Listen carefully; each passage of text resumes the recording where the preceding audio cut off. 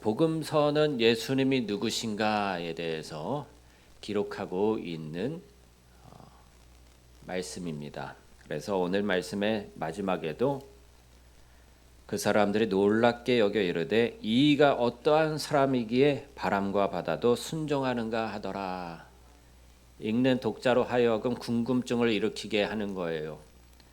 바람과 바다도 순종하게 하시는 이분이 누구신가? 예수님이 과연 어떠한 분이신가? 질문하게 만드는 것입니다. 그래서 복음서를 읽으면 예수님이 누구신가가 분명해져야 되는 거예요. 마태복음, 마가복음, 누가복음, 요한복음 다 각자 예수님의 제자들이 자신의 관점으로 그렇게 복음서를 기록했는데 예수님이 다면적인 그러한 성품을 가지신 다면적인 그러한 인격을 가지신 분이시기 때문에 한 사람을 바라보더라도 각자가 보는 그러한 관점이 다를 수 있잖아요. 그래서 한 사람 예수님, 한 분 예수님을 묘사하는데 마태가 묘사하는 것, 마가가 묘사하는 것, 누가가 묘사하고 요한이 묘사하는 예수님이 다 모습이 조금씩 달라 보이는 것입니다. 그래서 우리가 복음서를 왜 4개나 기록했느냐?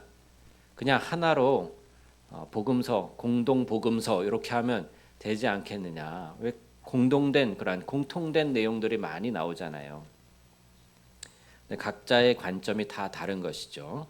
특별히 마태복음은 유대인들을 향해서 예수님이 누구신가에 대해서 나타내고 있는 말씀이고요. 또 마가복음은 어떤 것 같아요? 기적을 행하시는 또 종으로 오신 예수님에 대해서 말씀하고 있고 또 누가복음은 역사학자였던 이 역사가였던 누가가 아주 사실대로 목격자의 증언에 따라서 예수님의 그런 생애에 대해서 쭉 기록하고 있습니다.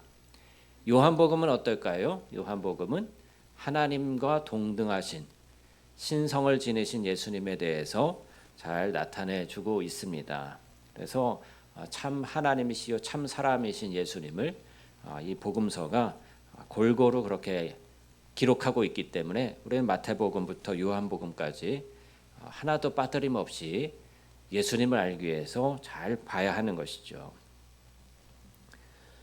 오늘 말씀에 보면은 예수님이 배에 오르심에 이제 제자들이 같이 따라 올랐어요. 그런데 바다에 큰 놀이 일어나서 배가 물결에 덮이게 되었는데 예수님께서는 뭐 하고 계셨습니까? 주무시고 계셨다. 주무시고 계셨다. 예수님도 사역이 많으시니까 피곤하셨겠죠. 노곤하셨겠죠. 그래서 배에서 주무시는 거예요. 편히 머리 둘 곳도 없이 배에서 주무셔요. 그럴 때 제자들이 나와서 깨우면서 주여 구원하소서 우리가 죽겠나이다. 죽겠습니다. 저희 좀 살려주세요. 그러는 거예요.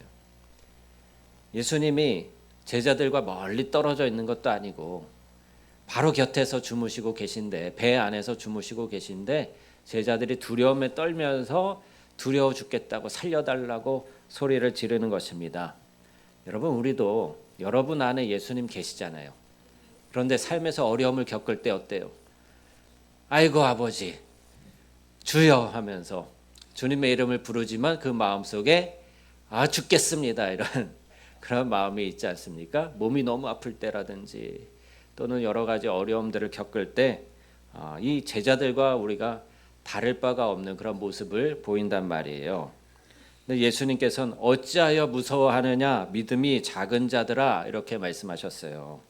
일어나셔서 그렇게 말씀하신 것인데 아니 갑자기 잠 쿨쿨 주무시다가 깨어나셔서 어찌하여 무서워하느냐 믿음이 작은 자들아 하니 제자들이 좀 섭섭하지 않았을까 싶어요.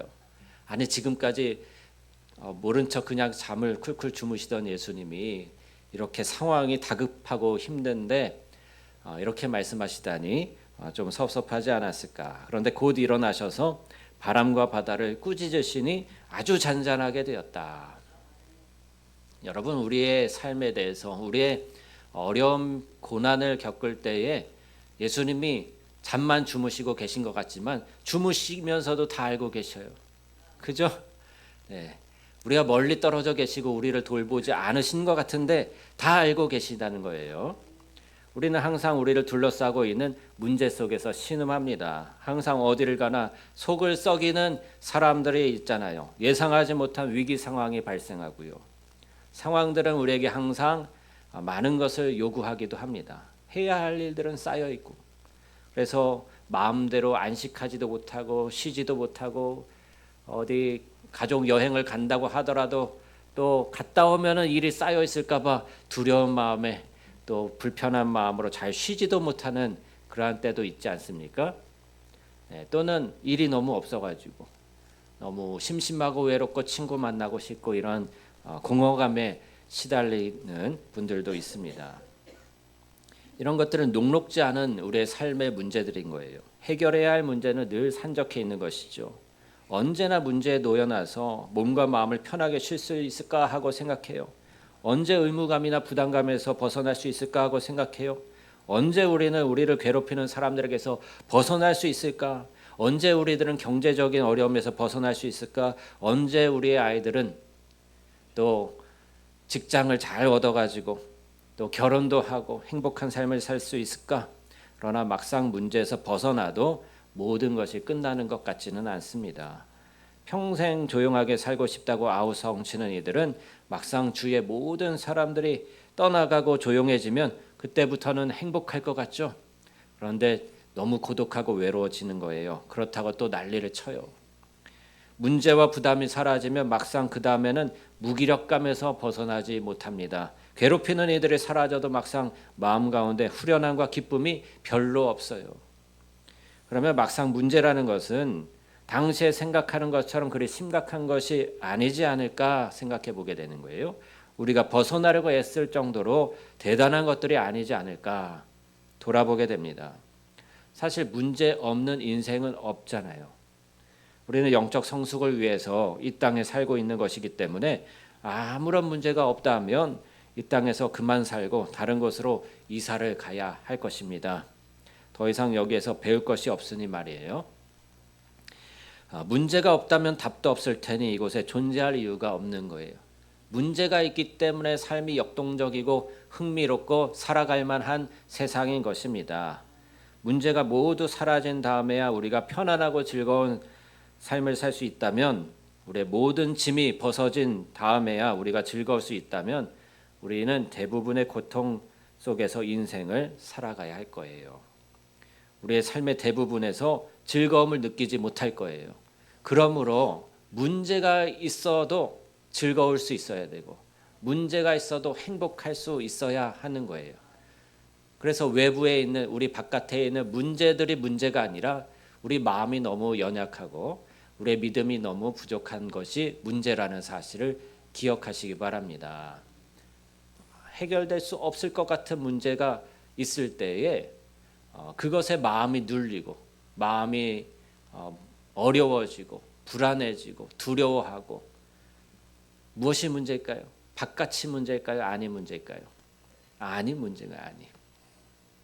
똑같은 상황일지라도 그것을 아무렇지 않게 파도 타기 하듯이 넘기는 사람이 있는가 하는 반면에 그 파도에 휩쓸리고 그냥 물을 잔뜩 먹고서 배가 불러서 나오는 사람도 있는 거예요. 우리의 삶이 그런 것입니다. 그래서 우리가 신앙생활 하는 건, 세상 사람들은 자기 힘으로 살아가려고 애쓰면서 그 문제 속에서 마음이 강팍해지고 또 고통스러워지고 인간 이하의 삶을 그렇게 살아가지만, 우리는 예수님과 함께 살아가게 될 때에 모든 문제들을 주님과 함께 넉넉히 이김을 갖는 그러한 마음의 어떤 유연성, 마음의 부드러움, 마음의 풍족함을 배우게 되는 것이죠. 이것이 신앙생활인 거예요. 파도가 없는 바다란 없죠. 그것은 바다가 아니죠. 우리가 인생에서는 바다에서 살면서 파도가 없기를 기대한다면 어처구니 없는 것입니다. 바다가 아마 파도가 안 치면 어떨 것 같아요? 재미없죠. 파도 보러 바다 가시는 거 아닙니까? 그냥 잔잔한 바다 보러 가십니까?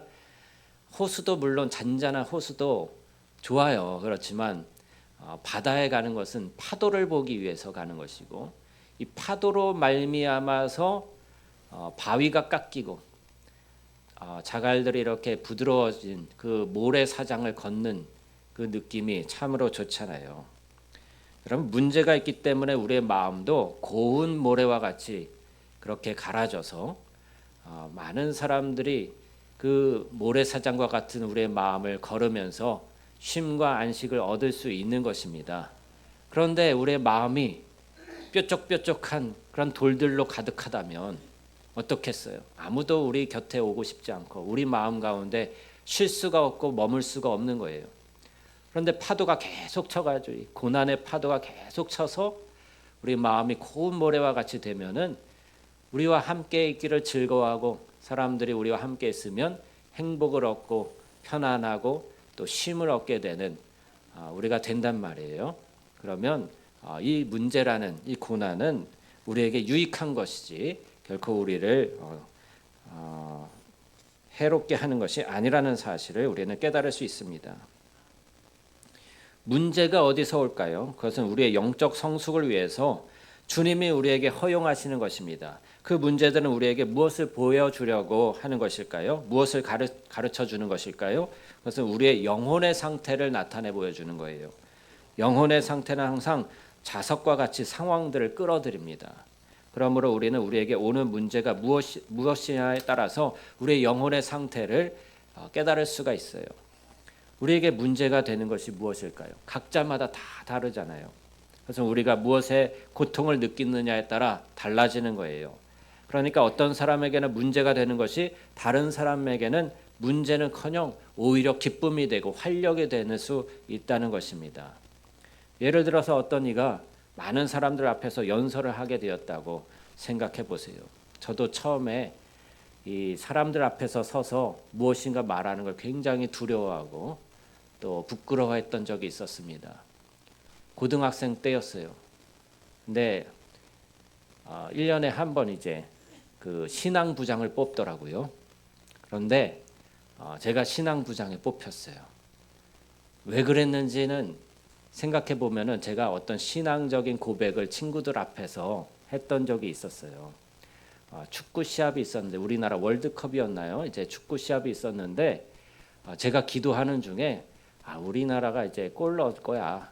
하나님이 마음을 그렇게 주셔가지고 그 고백을 했더니 정말 골을 넣어가지고 이제 예선 통과해서 본선으로 나가는 그러한 일이 있었습니다. 그게 기적 같은 일이었는데 다들 기억하실 수 있어요. 그런데 그 이야기를 친구들 앞에서 그 다음 날 했더니 신앙부장을 뽑는데 저를 뽑아버렸네요.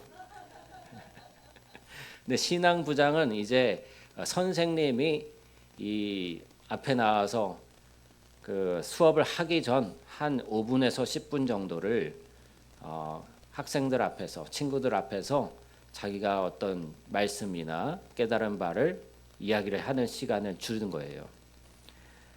고등학생 2학년 때니까 선생님이 그런 것을 배려를 해서 신앙 훈련을 시키는 것이었겠죠.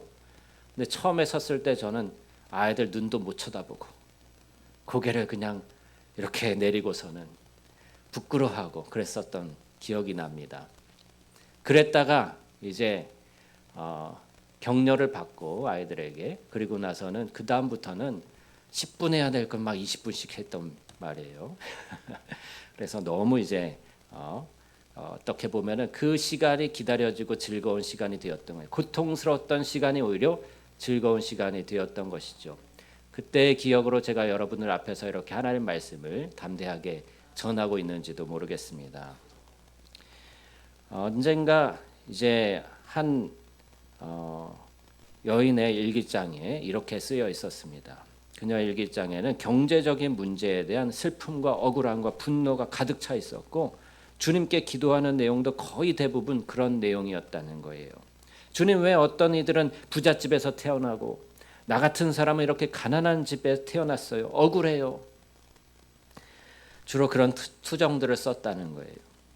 그런데 그녀는 좋은 직장에도 다니고 돈도 잘 벌고 직장 상사로부터 귀여움도 많이 받으며 예쁜 옷도 잘 사 입으면서 살고 있었다는 겁니다. 하지만 그녀는 좀 더 멋진 옷을 입고 싶었고 좀 더 잘 살기를 원했는데 그것을 보면서 사람의 고통은 다 다르구나라는 것을 깨닫게 되는 것이죠.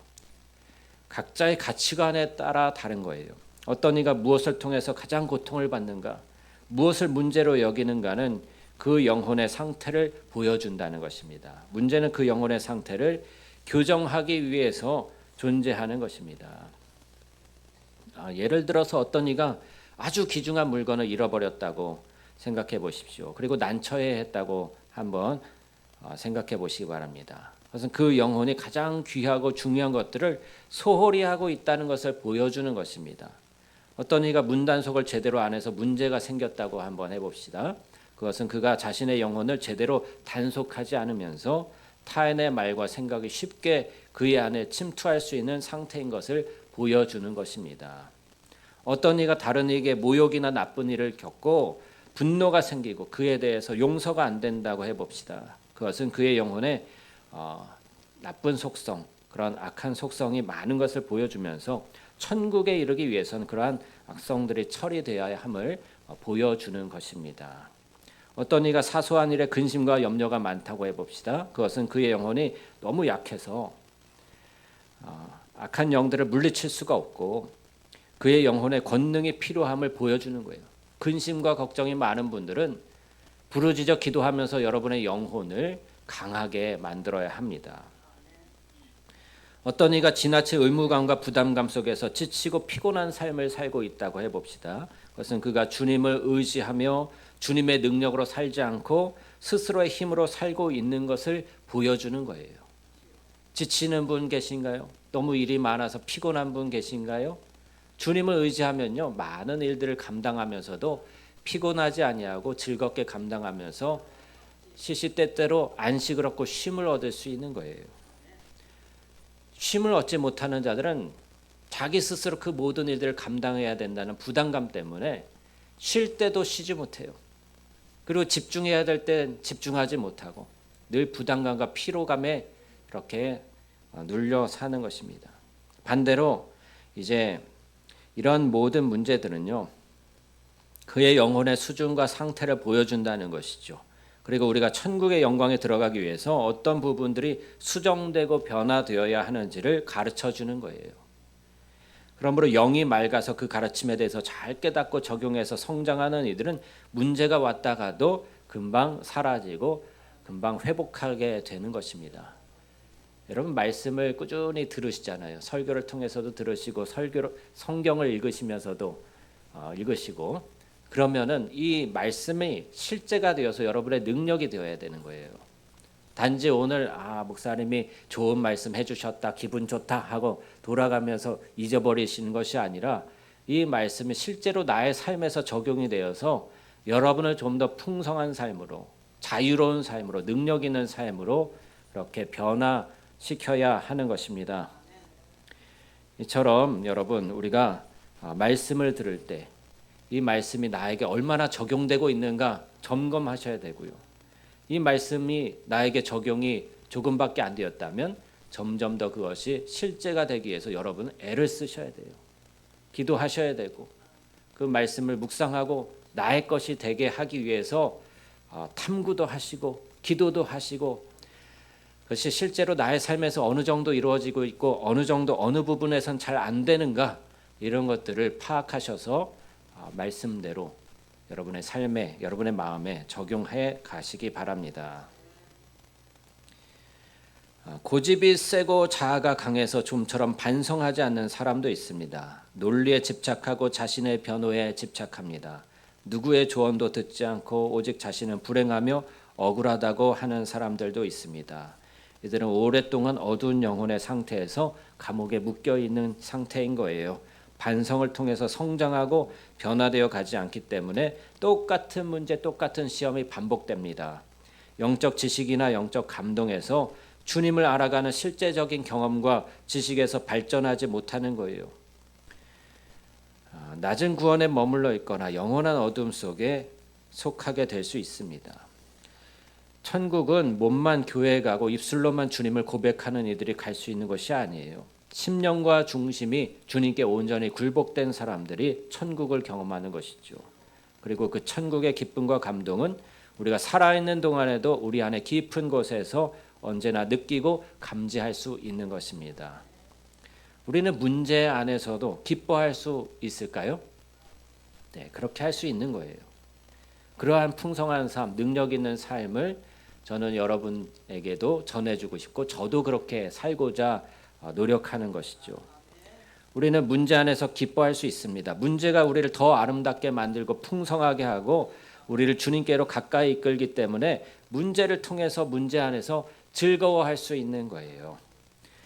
나의 인생과 문제에 대해서 이야기하면서 소설을 쓰는 이들은 참 많습니다. 그들은 자신을 비극적인 소설의 주인공으로 만들기도 합니다. 얼마나 처절했고 얼마나 비참하게 살아왔는지 묘사하고 싶어 합니다.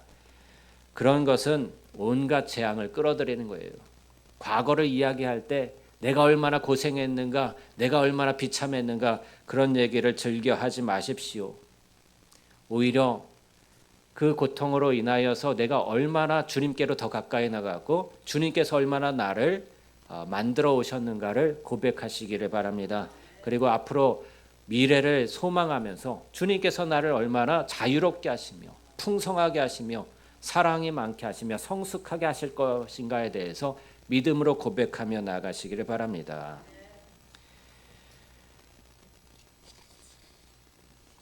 찬송가 413장을 아까 불렀죠.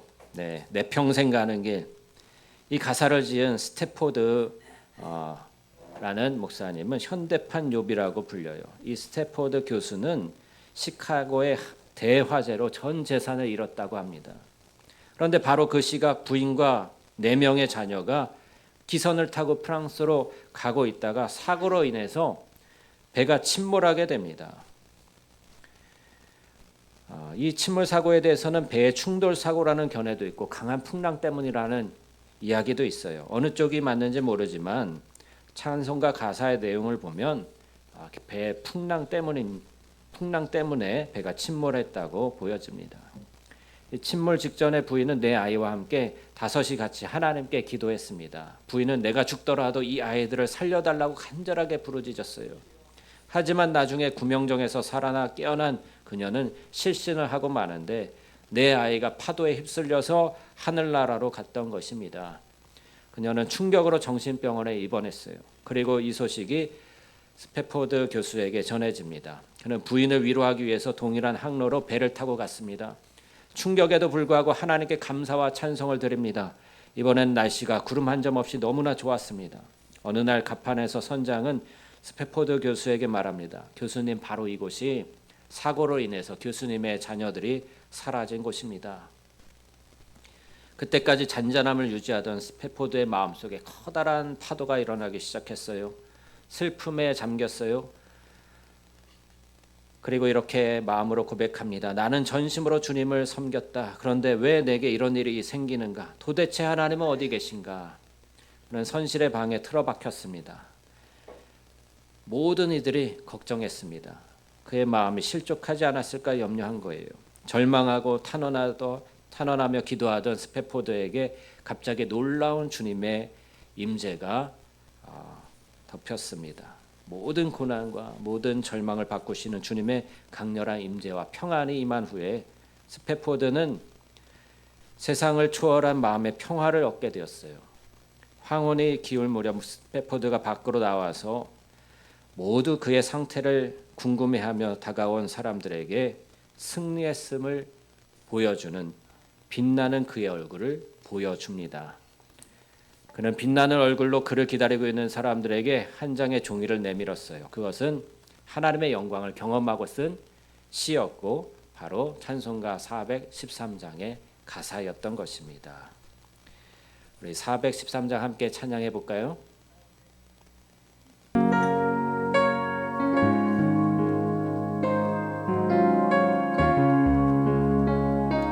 내 평생에 가는 길 순탄하여